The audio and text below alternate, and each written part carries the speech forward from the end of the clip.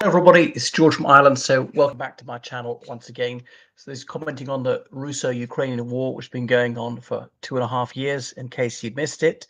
And there's little sign of it ending. But I want to focus on one particular aspect of it, and that is recruitment, having enough soldiers with which to fight.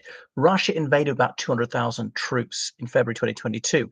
Remember, they already occupied Crimea illegally, bits of Lugansk and Donetsk regions, and some people who were already there, they were in part of the so-called Lugansk People's Republic, Donetsk People's Republic, these unrecognized breakaways, which Russia then annexed into Russia. So the 200,000 troops is in addition to a few people fighting for the LPR and the DPR, who were really Ukrainian traitors. Okay, sometimes they were ethnically Russian or whatever, but they turned against their own sovereign state. Um, and Russia's been thought to have well over double that now, well over 400,000 troops in Ukraine, suffered something like 500,000 casualties, at least 120,000 killed, about triple that amount wounded, sometimes, disabled for life, sometimes trivially.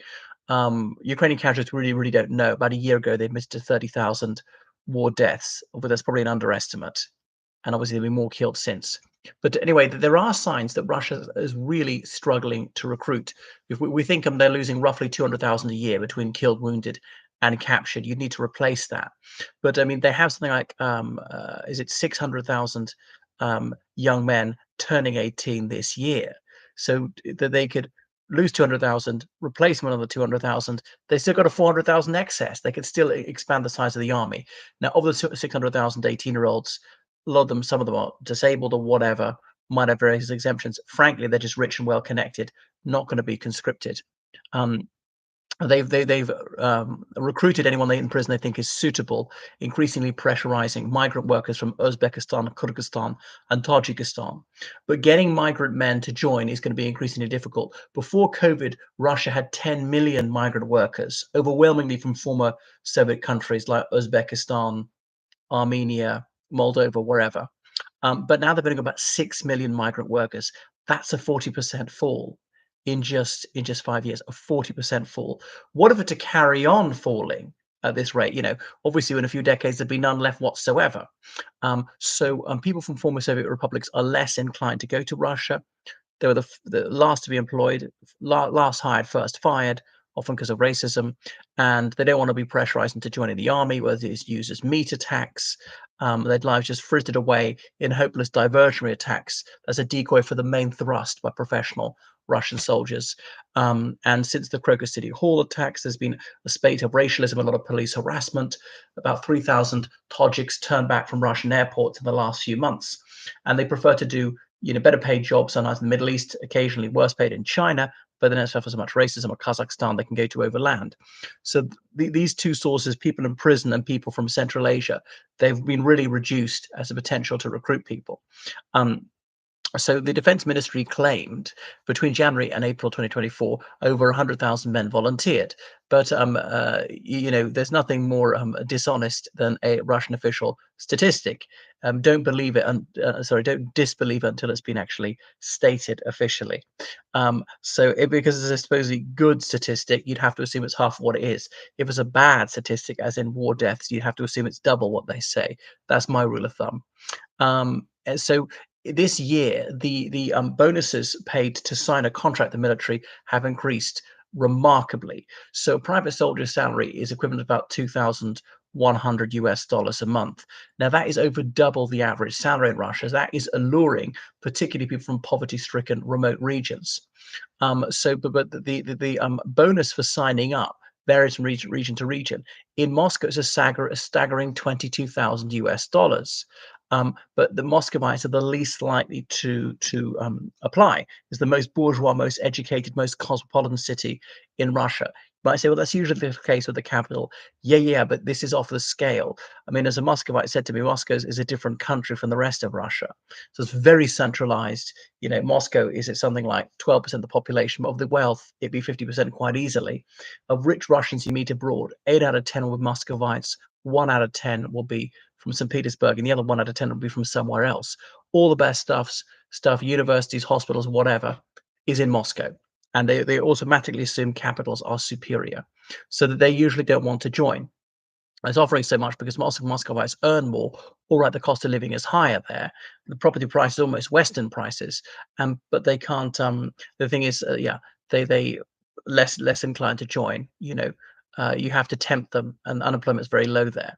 So anyway, so a man from Moscow has been offered $60,000 salary for 1 year of military service, which is a staggering amount for a Russian because it's so difficult to get them to join, and they probably won't pay that. That's another thing is they always renege on their promises. But that's showing you how bad it is, the recruitment situation. There's laws of supply and demand. Why would they increase bonuses and salaries so dramatically if they did not have severe trouble convincing people to sign these military contracts? So soldiers are constantly lamenting the fact that they've been duped and they're being cheated out of what was their contractual entitlements.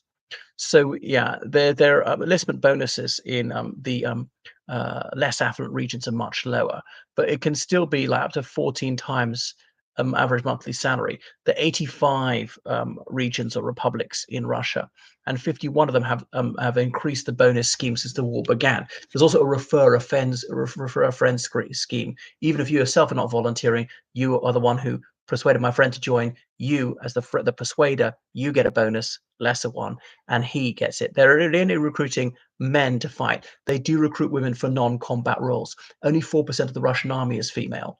So I know every army is mostly male, but the Russian army is more heavily male than just about any other army in the world because they're really believing in their gender roles.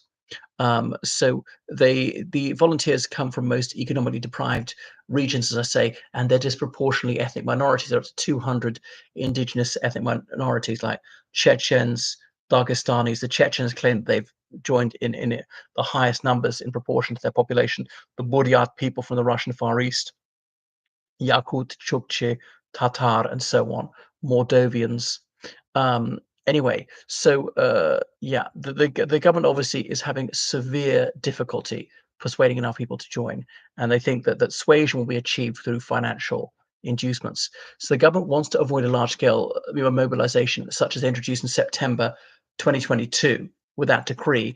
And one of the articles of that decree has still not been publicized. We don't know what it is, presumably because it'd be so shocking it would panic people into trying to leave the country.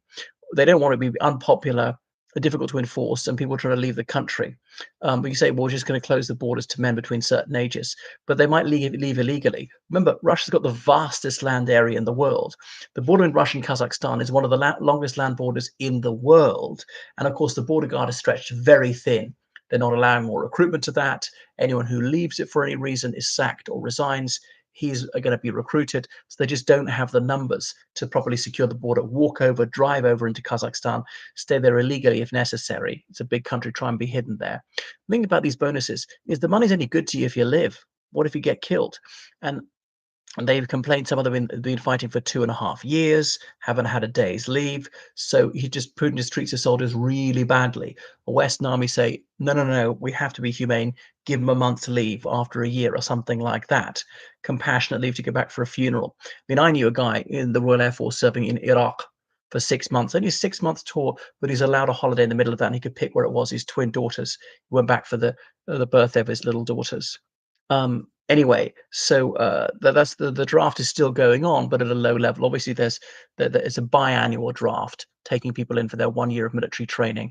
Remember, Putin said that no draftee would be sent to Ukraine. Ha ha ha. So public holidays have particularly emphasized recruitment.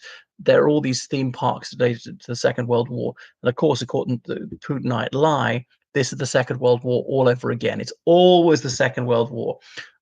Russia is always supposedly defending humanity, and the enemy is always like the Third Reich. So, but you come across this sort of furphy in Western rhetoric as well. So I know you might think in the United Kingdom, for example, people are always harping about the Second World War, but really in Russia, it's just ad infinitum. And all right, it was a seminal moment in their history. They had millions of people killed, millions. And the Soviet Union did more to defeat the Third Reich than anybody else, a fact which is not sufficiently appreciated in the Occident. So some employers have been privately told by the government to ensure a certain percentage of their employees volunteer. If you want state contracts, if you don't want trouble with the tax authorities, you better play ball. So on the 31st of July, the Russian parliament said that they will not exempt fathers of three or more minor children. If you had three or more children under the age of 16, you could not be drafted. But they've changed that again because they're running short of troops. The one thing about that exemption for fathers of three or more little children, it also incentivizes you to have more children, and they've got this demographic death spiral. Because there's another thing is, if a young man gets killed, that's terrible for his parents. They might be able to have more children to replace him. But if a father gets killed, that's it. It's his wife, it's his children. Those children can never get another dad. If your parents, you might be able to have another child. If you're a wife, girlfriend, you might be able to find another man. You can never get another father. You can get a stepfather, but people say that's not the same. Um, Anyway, so some occupations are exempt from the draft, such as intelligence officers, police officers, politician, and the police are told if you resign from the police, you're being drafted straight away. The police have suffered from low morale, long hours, poor salaries, and so on. They're really looked down on. If you can do nothing else, you're a complete failure, you can join the police. So the government is really striving not to draft people in information technology and banking because they're in such short supply. Plus, they'll be tempted to emigrate, and people in IT can very easily get jobs abroad, can work remotely, and Russia can't afford to lose this. They've actually accelerated the brain drain with their draft. So Ukraine is also experiencing severe problems with recruitment. Now they're drafting about 30,000 men a month. So that's more than enough to replace losses. But then they've got to be trained for at least several weeks before they can go there. There was an operation, what was it? Interflex in the United Kingdom, trained over 50,000 troops for the last 2.5 years. The trainers from Australia, Denmark, New Zealand, Sweden, all over. It's going on in Romania too. But that was only about 5 weeks, a crash course in very basic infantry skills.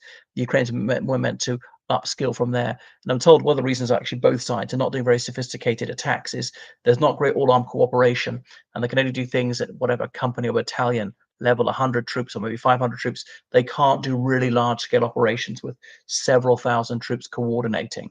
And the infantry and the armor and the air force and the artillery, they're not great at acting in concert, either of them, because I've never been a military man, but I'm told that requires an awful lot of training, and they just haven't had time to war game these sort of things. Um, and if you send troops who are half trained into battle, they're more likely to commit some very fundamental errors, get killed, or indeed accidentally kill their comrades. So, yeah, you could send these half trained troops into the front line, but they'd be less effective. And Ukrainian troops often also complain rancorously. Sometimes they haven't had any leave since the war began.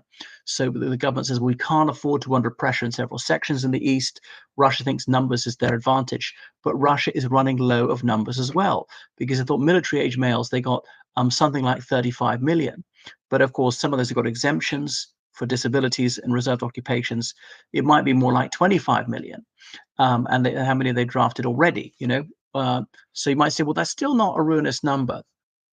But I think Putin is going to be enforced to introduce a draft. He might not say this is a mobilization to panic people, but there's a low-level draft of at least several thousand a month. Just have to increase it and increase it. It's already sort of affecting the economy.